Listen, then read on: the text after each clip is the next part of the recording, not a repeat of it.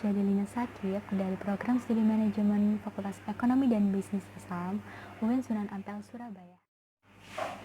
Alhamdulillah, pada kali ini saya membuat video yang dimana akan menjelaskan mengenai mata kuliah saya, yaitu studi Al-Quran. Di sini saya akan membahas mengenai bab-bab yang ada atau bab-bab yang sudah dipelajari atau diajarkan oleh dosen saya. Dan yang saya bahas kali ini yaitu dari bab 1 hingga bab 5, yaitu bab dari Al-Quran dan pemeliharaannya sampai pada bab nasik dan juga mansuk. Untuk lebih jelasnya, silakan dilihat ya. Jangan lupa untuk like dan juga subscribe. Terima kasih. Baik, untuk yang pertama yaitu proses sampainya ayat Al-Quran hingga ke umat manusia yang ada di muka bumi. Seperti yang kita ketahui bahwa Al-Quran merupakan wahyu yang telah diturunkan Allah dengan tujuan sebagai petunjuk untuk umatnya yang ada di muka bumi. Al-Quran merupakan kalamullah Allah atau wahyu Allah yang pertama-tama berada di Lauhul Mahfudz hingga akhirnya sampai kepada umat manusia. Namun, terdapat beberapa perantara hingga akhirnya wahyu Allah ini sampai kepada umat Islam dan dijadikan sebagai pedoman dalam kehidupan sehari-hari maupun dalam beribadah kepada Allah Subhanahu wa Ta'ala. Ayat-ayat yang terdapat dalam Al-Quran pertama kali berada di Lauhul Mahfudz, lalu melalui perantara Jibril yang pada saat itu Jibril berada di antara langit dan bumi. Lalu setelah melalui malaikat Jibril, disampaikanlah kepada Nabi Muhammad SAW di Gua Hira Makkah. Lalu oleh Nabi Muhammad disampaikanlah kepada umat manusia. Untuk menjaga agar ayat Al-Quran terus-menerus dapat diingat dan juga dijaga, ada 3 cara, yaitu yang pertama penghafalan, kedua penulisan atau pembukuan, dan yang ketiga merekam bacaan surah dalam Al-Quran. Untuk penghafalan, biasanya dilakukan oleh orang-orang yang memiliki daya ingat yang kuat dan juga tahan lama atau awet. Yang kedua yaitu penulisan atau pembukuan, yaitu ketika Rasulullah SAW sudah wafat. Dan terdapat 10 orang yang diperbolehkan untuk menulis. Dari 10 orang tersebut, diantaranya Abu Bakar, Utsman bin Affan, Ali bin Abi Thalib, dan juga sahabat Nabi yang lainnya. Lalu yang ketiga yaitu merekam bacaan surah dalam Al-Quran, yaitu merekamnya bisa melalui tape recorder atau audio digital. Cara yang seperti ini dilakukan untuk masa yang sekarang karena pada masa dahulu atau zaman dahulu masih belum ada yang namanya tape recorder atau audio digital. Nah, untuk kali ini saya memiliki doa untuk menguatkan ingatan kita terhadap ayat-ayat Al-Quran yang telah kita hafalkan dan agar tidak mudah terlupa. A'udzu billahi minasyaitonir rajim. Bismillahirrahmanirrahim. Walaqad karramna bani Adam wa hamalnahum fil barri wal bahri wa razaqnahum minat thayyibati wa faddalnahum ala katsirin mimman khalaqna tafdila. Yang artinya, dan sesungguhnya kami telah memuliakan anak-anak Adam, dan kami telah berikan mereka menggunakan berbagai-bagai kendaraan di darat dan di laut. Dan kami telah berikan rezeki kepada mereka dari benda-benda yang baik-baik, serta kami telah melebihkan mereka dengan selebih-lebihnya atas makhluk-makhluk yang telah kami ciptakan. Quran Surah Al-Isra ayat 70. Doa ini bisa diterapkan kapan saja dan di mana saja untuk meningkatkan daya ingat kita. Lalu selanjutnya yaitu Makkiyah dan Madaniyah, yaitu merujuk pada tempat turunnya ayat-ayat dalam Al-Quran. Makkiyah atau Al-Makki, yaitu ayat yang diturunkan sebelum Nabi Muhammad hijrah dan diturunkan di kota Makkah. Sedangkan Madaniyah atau Al-Madani merupakan ayat yang diturunkan setelah Nabi Muhammad hijrah dan diturunkan di kota Madinah. Ada 3 manfaat bagi kita dalam mempelajari Makkiyah dan juga Madinah. Yang pertama, yaitu untuk menentukan ayat nasik dan mansuk. Yang kedua, mengetahui sejarah disyariatkannya suatu hukum di dalam Islam. Dan yang ketiga, menanamkan keyakinan kepada umat dan dari sudut pandang sejarah mengenai keabsahan Al-Quran. Ada dua cara dalam penentuan ayat Makkiyah dan ayat Madaniyah. Untuk yang pertama yaitu simai atau mendengarkan secara langsung, yang dimana penentuan ayatnya berdasarkan penjelasan dari para sahabat atau yang diketahui oleh para tabi'in dan sahabat Nabi Muhammad SAW secara langsung. Dan yang kedua yaitu qiyas atau ijtihad, yaitu membaca dan menentukan berdasarkan ciri-ciri tertentu. Ciri dan karakteristik Makkiyah dan Madaniyah. Untuk yang pertama, ciri dari Al-Makkiyah, setiap surat ada kata qala.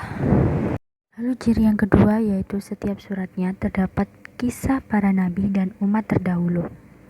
Dan yang ketiga, mengandung seruan untuk beriman kepada Allah Subhanahu wa taala. Yang keempat, menyeru untuk beriman kepada para rasul dan para malaikat.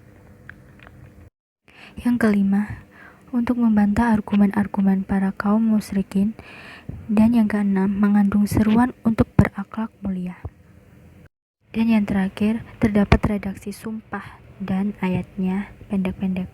Maka tidak jarang bahwa cara mudah untuk mengetahui apakah surat tersebut termasuk surat Al-Makkiyah atau Al-Madaniyah bisa dilihat dari panjang atau pendeknya ayat yang ada dalam surat tersebut. Lalu selanjutnya yaitu ciri dari surat Al-Madaniyah.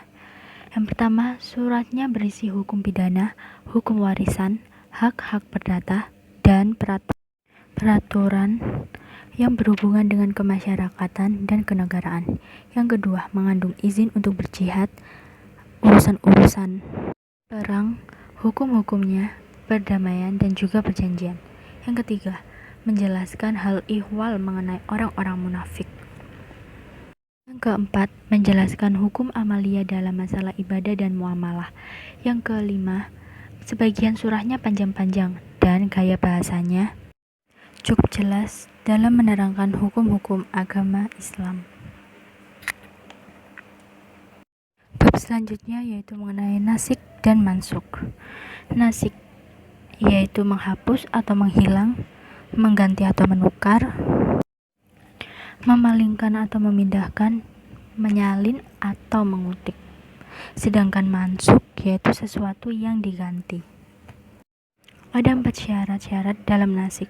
Untuk yang pertama yaitu hukum yang dimansuk harus berupa hukum syara' atau bukan hukum akad dan bukan hukum produk dari manusia.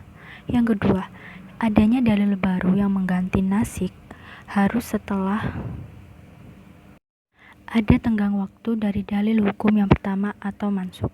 Yang ketiga, antara dua dalil nasik dan mansuk harus ada pertentangan yang nyata. Dan yang terakhir keempat, dalil yang mengganti nasik harus bersifat mutawatir atau beruntun. Ada beberapa cara untuk mengetahui adanya nasik dan juga mansuk.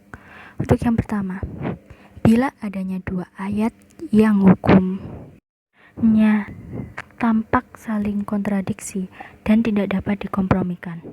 Yang kedua, harus diketahui secara meyakinkan perurutan turunnya ayat-ayat tersebut, sehingga ayat-ayat yang lebih dahulu ditetapkan sebagai mansuk dan ayat yang turun kemudian sebagai nasik. Lalu, apa latar belakang timbulnya nasik dan juga mansuk? Ada dua alasan yang mendasari timbulnya nasik dan juga mansuk. Yang pertama, yaitu timbulnya isu nasik dan mansuk dalam as-sunnah. Para sahabat menggunakan istilah nasik dan juga mansuk dalam Al-Quran.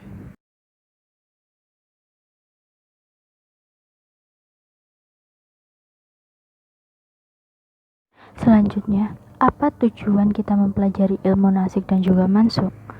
Ada dua alasan. Yang pertama, untuk mengetahui proses tasyri' atau penetapan dan penerapan hukum Islam yang sejalan dengan dinamika kebutuhan masyarakatnya yang selalu berubah.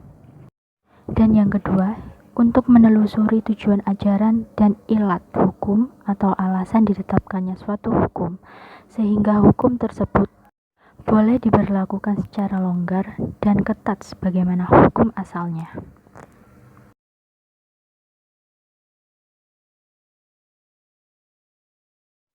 Itulah sedikit materi yang ada dalam mata kuliah studi Al-Quran, di mana di dalamnya kita mempelajari lebih banyak lagi mengenai apa itu Al-Quran, lalu bagaimana cara kita menjaga ingatan kita dalam menghafal Al-Quran, bagaimana cara kita memelihara ayat-ayat Al-Quran ini agar terus ada di muka bumi ini.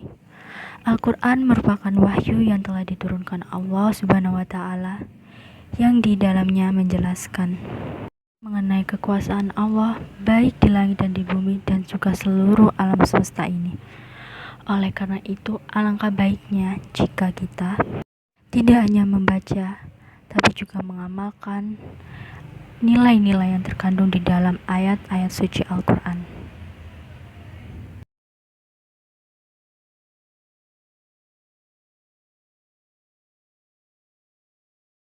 Lantas, sudahkah kita sebagai umat muslim menunaikan dan mengamalkan nilai-nilai yang ada dalam Al-Quran?